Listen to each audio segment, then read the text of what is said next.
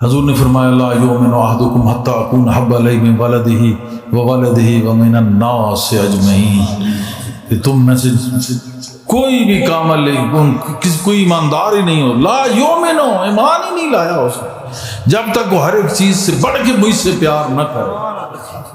حضرت عمر نے کہا اپنے آپ سے بھی بڑھ کے، ہاں اپنے آپ سے بھی بڑھ کے۔ حکم ہوا کہ جو کچھ لے آؤ، سارے بہت کچھ لائے۔ حضرت عمر نے آدھا سامان لایا، آدھا گھر رکھا ہے۔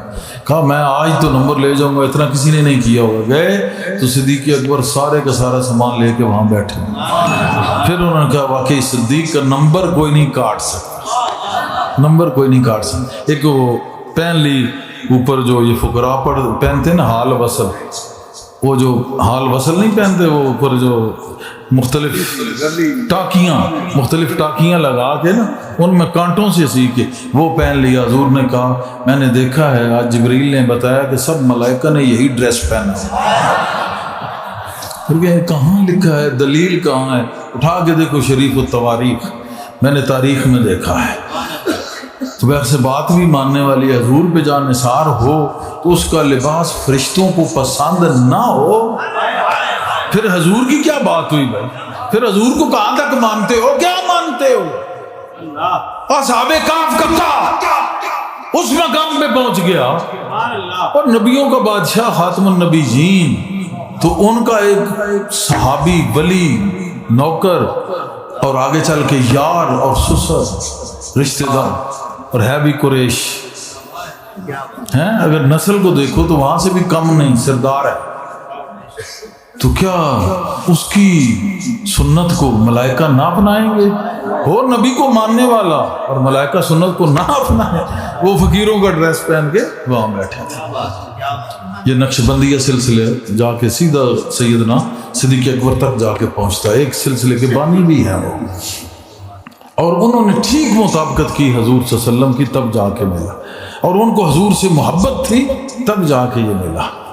دنیا میں اگر تم نے مجھے اپنا بنایا ہے، دنیا میں اگر تم نے مجھے اپنا بنایا ہے، دنیا میں اگر تم نے مجھے اپنا بنایا ہے، محشر میں بھی کہہ دے، محشر میں بھی کہہ دینا، آیا میرا دیوانہ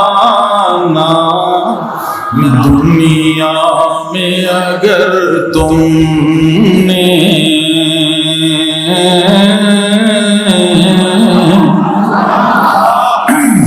دنیا میں اگر تم نے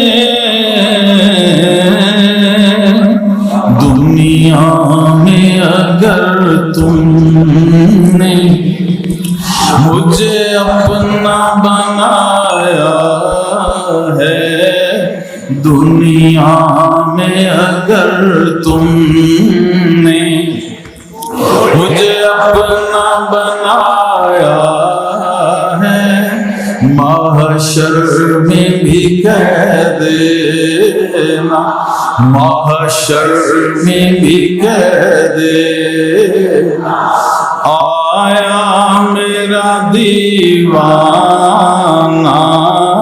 محشر میں بھی کہہ دینا، آیا میرا دیوانہ